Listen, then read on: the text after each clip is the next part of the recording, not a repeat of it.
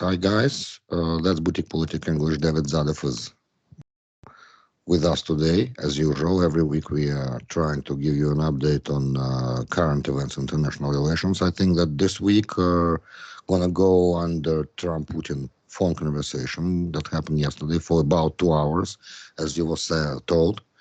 And the topic was, beside a lot of others, one of the most important for people who thinking about stopping Russian-Ukrainian war is they were discussing ceasefire.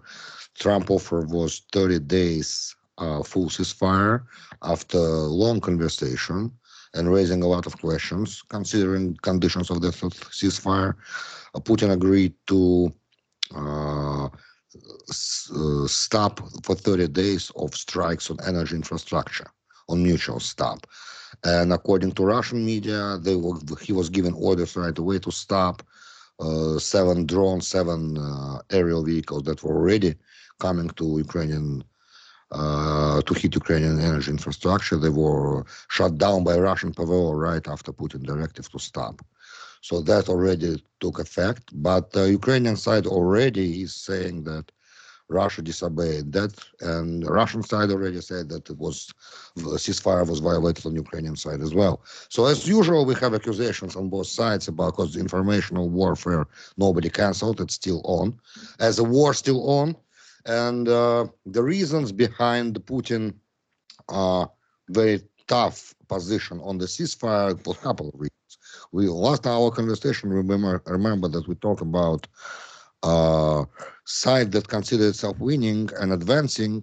It's harder for that side to accept any ceasefire. So, because Russia considers itself advancing in Kursk and other front, other directions on, except for Toretsk and Pokrovsk, where Ukrainian side got in counteroffensive and push a little bit back Russian forces from those directions. On other directions, in Sumy region, on the Zaporizhia region, on some regions, Russia did advance. So slowly, but did. So we were discussing that something should be offered to Putin to make that agreement to full ceasefire more palatable. But Putin raised a lot of questions. Those questions were included in those questions were who's going to monitor full ceasefire? We have 1,000 kilometers, like 800 miles front line. Is Ukraine during that ceasefire going to get military equipment? Will it be able to regroup and stuff like that? So those questions should be polished, and those details should be discussed in expert negotiations starting Sunday in Jeddah in Saudi Arabia. I think delegations will be led by Mark Rubio and Mike Waltz as the Secretary of State and National Security Advisor, respectively. And I don't know who the Russian side, probably Lavrov and probably Ushakov, his senior advisor. And they're going to start in discussing first maritime ceasefire, because maritime attacks are not stopped yet, and that also was a first Ukrainian offer that eventually Russia accepted. And now, after those details of maritime ceasefire are going to be accepted, then and agreed upon, then full ceasefire going to be discussed in all detail that Putin raised in that Trump-Putin conversation, which was very long. And that's probably what I have to say in the beginning. Now, what do you think, David? Are both sides interested in peace? For sure, Ukraine is interested in peace, and so is Russia, to a certain extent, right? Russia is interested in peace as long as they can have a positive takeaway from it and tell their people, hey, we won the war, because this, and this, we got Donbass, whatever it is, right? Ukraine can't join NATO. Ukraine has, fantastical goals in the war, which is taking back their land, but they also would like peace to the extent that they would be able to tell their people, we survived an invasion from Russia, which claims to be a superpower, has 6,000 nukes, whatever. And also, we managed to increase our relationship with the West in that process, right? The issue is that Putin does not want peace as much as Zelensky does. Why? Putin cannot afford either. There's two possibilities, and it could be both by all means. Putin might feel that he is winning and that he is advancing at a rate fast enough to put pressure on Ukraine, which I think is just outright wrong, but that's a different story. But also, Putin does not want to allow Ukraine to regroup because Ukraine needs that a lot more than Putin does, right? Putin has a lot more capability in the sense that he does not need to, he can take his time reorganizing the front. Ukraine is under a lot of pressure. They cannot. So I do think Ukraine is more willing to go for peace than Russia. And then we saw to an extent that was proven in the talks Trump and Putin had recently. Even by Trump's own standards, Ukraine has proven that they want peace more than Russia. So beyond that, there's really not much else to say about the question. Right? Now, at the first level, everything is fine. Now, let's go a little deeper. On Ukrainian side, I was speaking to a lot of Ukrainian politologists lately, and we were discussing with them interest of the new political establishment of Ukraine, particularly Vladimir Zelensky as a president. And they were telling me the popular opinion in expert circles of Ukrainian, like politologists living abroad right now. And a lot of them are saying that that sentiment is that Zelensky understands that the second war is over. He got to go through general elections. And his chances in the general elections after the peace treaty, final peace treaty, which going to be signed, are not very good because he will have to deal with the outrage of the nation of the lost territories because he won't be able to, in case of signing of peace deal, retrieve back from Russia. It's one of the things. The second thing is corruption, suspicions on corruption, because he will have to give full report about money that were given to Ukraine. And he has problems doing this for many reasons. I don't want to go even deeper because nothing is confirmed, and I'm not accusing him of any wrongdoing. But the thing that they have certain inconsistencies and discrepancies in numbers of money that were given from EU and United States to Ukraine, and those things were publicly said.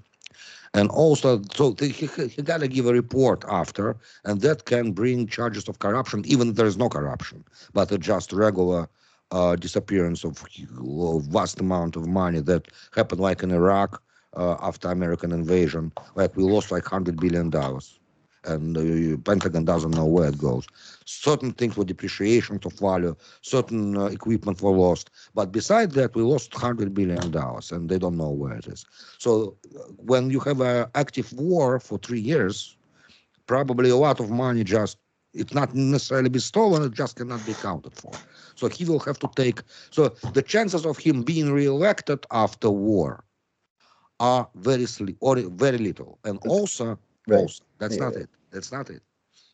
Now, he doesn't have to think about economy. He lives on grants, he lives on financial assistance, and he is a king.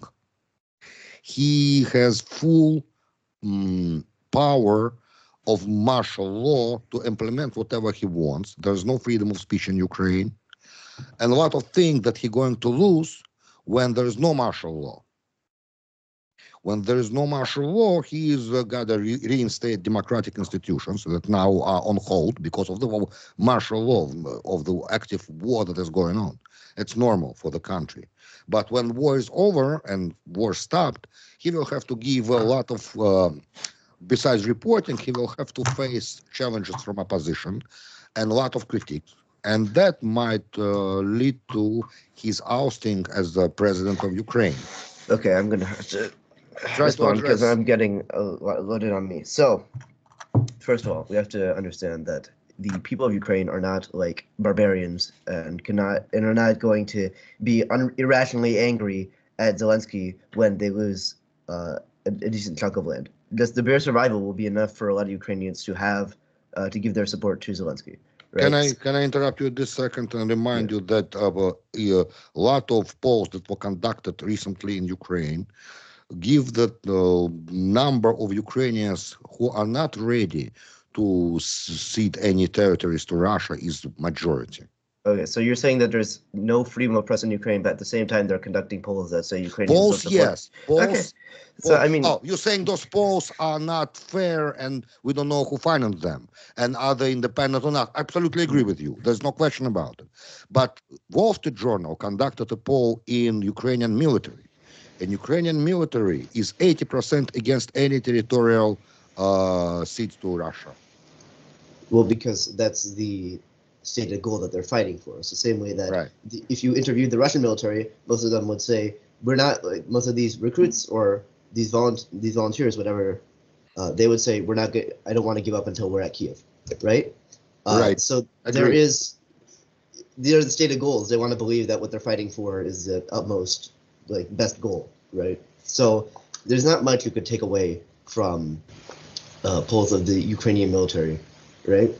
Secondly, Zelensky alone cannot keep the war going on his own merit, just as the president. He has to consult his generals. He has to consult his cabinet, all of which were instituted through democratic means. So to say that they're either Zelensky has Excuse me, absolute power. I'm sorry, what do you mean by democratic means? He consult, he gives order, he is the chief, he is commander-in-chief of Ukraine.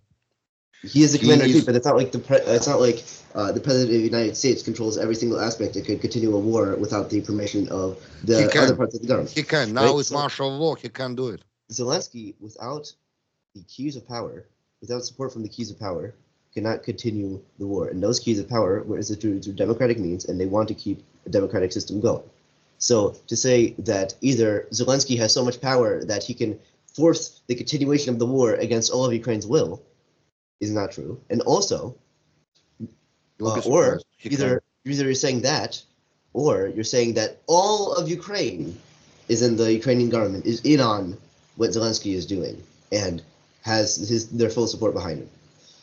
That both of those are either not true or very unlikely, right? Very improbable. So, David, it's a martial law in Ukraine. That martial law does not mean that the country becomes a dictatorship by default. It is. It is right now. It is a wartime dictatorship. Right, if you want to call it dictatorship. That's what I'm but saying. They're not going to the same extent as Russia is. They're not going to the same. The corruption in Ukraine is not to the same extent as Russia. That's worse. Because in Ukraine, corruption is not centralized. You cannot find a third-party source that will tell you. Yeah, you can. You go Corruption Institute. You go. I will show you. Yeah, I look on the Institute. Okay, we're not. I mean, no, it takes away from the question right now. That discussion we can leave for later. We can come back to the discussion. It's not a big deal. Because there are certain indication of corruption. I think Ukraine, comparing to Russia, in that index is behind Russia. But whatever, now I'm not going to go there because I cannot do fact checking now. It used to be like that. I'm not sure about now. What current this second, I didn't check, so I don't want to argue something I didn't check. But level of corruption in Ukraine is very high. So coming back to the question of martial law, when we are looking into Zelensky and his situation, I was saying only, again, I have to repeat myself what I said. I said that for him, end of the war means that he will have to face democratic elections. And that might bring him down. And some analytics say definitely bring him down. So he might not be interested in peace. Okay. Even if like I grant you that, because it is a fallacious argument in nature, right? Because you're making a lot of logical jumps, and it goes against Zelensky's demonstrated character. So we're making a lot of logical jumps here, and to say that this is a theory that is even is accurate from an objective stance is a leap of a leap. It's not tangible, right, in the current situation.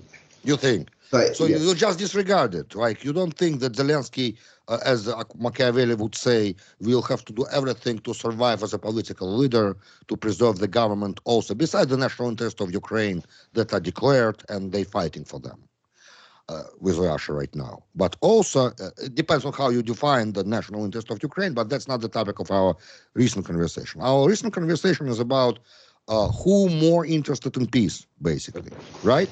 So you're saying that we can disregard Zelensky chances on democratic elections on the next term.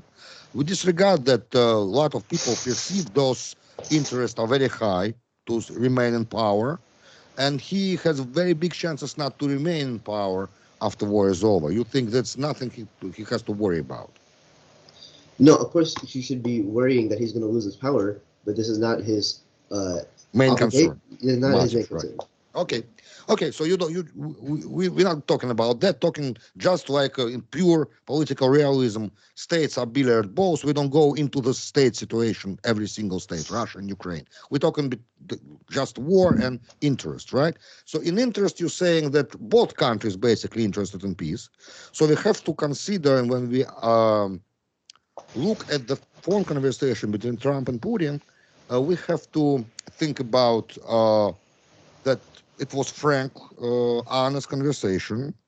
And when both Putin was saying that he does want a peace, he didn't lie.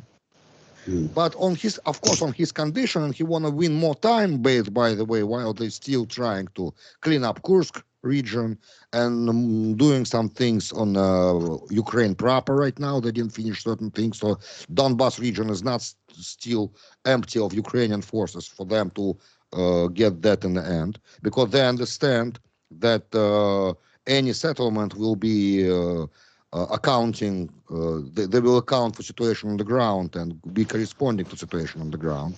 So he's just trying to take things slow because of that, not because he's trying to sabotage Trump peace efforts. And he needs peace. The president of the United States needs peace before 100 days in office, at least ceasefire before 100 days in office. You think it's genuine, right? It's normal. Genuine in what sense? In the sense that they're not trying to just get more time. They just those questions that Putin raised in conversation about a lot of conditions for ceasefire, the genuine question, they need to be addressed. So it's normal process, right? Some of them, if we're talking about like who's going to enforce the ceasefire, that is the questions like that are valid because they are general statements which probably would have been covered in the last stages of the deal regardless. But then when we're looking at questions that are trying to like prod at Trump, which to see as much as what he can get, the most he can get, which makes sense from a realist standpoint, in all fairness, that is what it is, right? We have to understand that Putin is not doing this in a neutral, good faith way. He is doing this in a way that he can get the most possible benefit out of. Obviously, right. I do for not Russia, think, right. For the most part, I think he's more interested in a continuation of the status quo than any immediate peace, right? I think that he is genuinely interested, for whatever reason, either for his current advances or his not wanting Ukraine to be able to recuperate. Either one, he has a larger vested interest in continuing the war, and we also have a vested interest, to be fair, in continuing the war. By we, you mean who?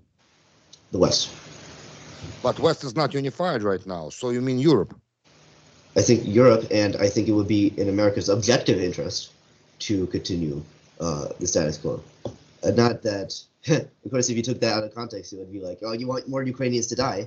No, but I guess I take the Western liberal position, which is if you continue the war, the interest compounds, if you know what I mean. More countries will ally with the West. You'll knock Russia's global position down. You will increase European security to that extent because you have created an effective literal wall if Russia wanted to continue expansion. You can giggle and laugh all you want. No. It's fine. That's very But big conversation. We're gonna. Yeah. I have to ask you that big conversation about real national interest of United States and European Union to get it to push it a little further down the road of our streams. I think we're going to touch upon that when real peace talk will start, because that is Yes. important there.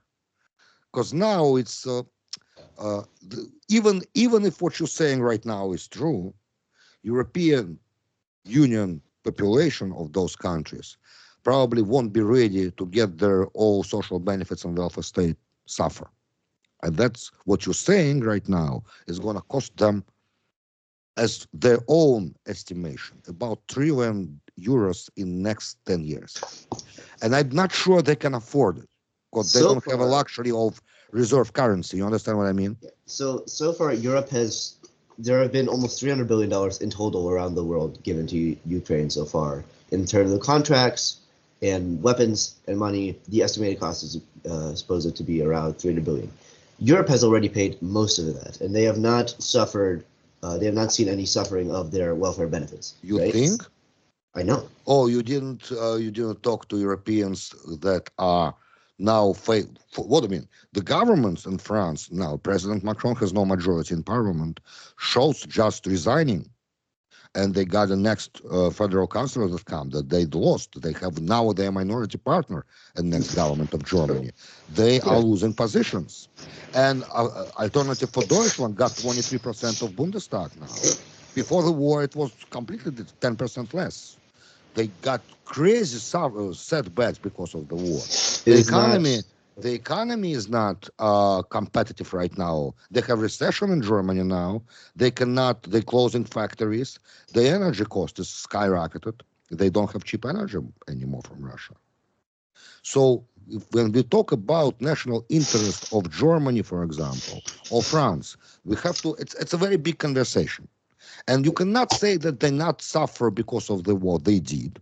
And also because they put such a economic policy against Russia, as understood because of the Russia started the war, and that war never happened for the last 80 years. And now they are found themselves after February 22 in a crazy situation. They realize that they got to do something, and they now are very eager to impose more sanctions and more sanctions and more sanctions. But even according to German economists, they say that eventually you have to start scale them back in order for us to get competitiveness in our produce, which is very science, very technological, and very effective, but it's very expensive. The cost of that product that Germany makes, for example, is very expensive.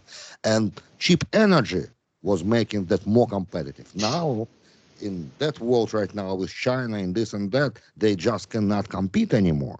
And they're closing down factories. That's also backside of that war and expenditures. But if you're saying even trillion euros more, that's something else. So you're heavily overstating the effect of the war here. Yes, there have been changes in Europe in politics, in economy. Those are not solely attributable, and definitely and barely directly attributable to the war. When we talk about why German parties around Europe are changing, it's not because they're tired of supporting Ukraine. It's because they're tired of immigrants, which have been really gassed up by the media. Right? Agree. Also, right. They're tired of right. The post-COVID effects that are still lingering. True. They're tired, like the failure of the previous administrations to take care of, which is arguably out of their control, to take care of those issues. So of course they need budget. They need financing. They need money. So far, these new regimes have barely put a dent into the Ukraine spending. So if we're going to look at if they got elected for Ukraine, it would be not realistic to say that. Right? It's not.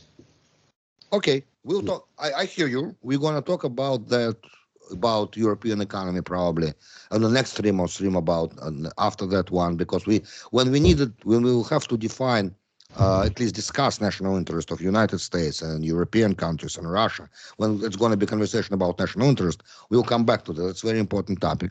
So now what we hope for, right, both of us mutually, we would like to see expansion of ceasefire, right? Yes. We would like to see 30 days ceasefire full and start of full negotiations of final settlement, right? Yes. That we would like to see. And then, guys, we're going to come back with that probably in a week time to discuss progress in Sunday's talks in Saudi Arabia and Jeddah. David Zadov, thank you very much for your time. Thank you. Pleasure having you. And we're going to come back to that discussion. Thank you, guys. Today is March 19, 2025, Wednesday.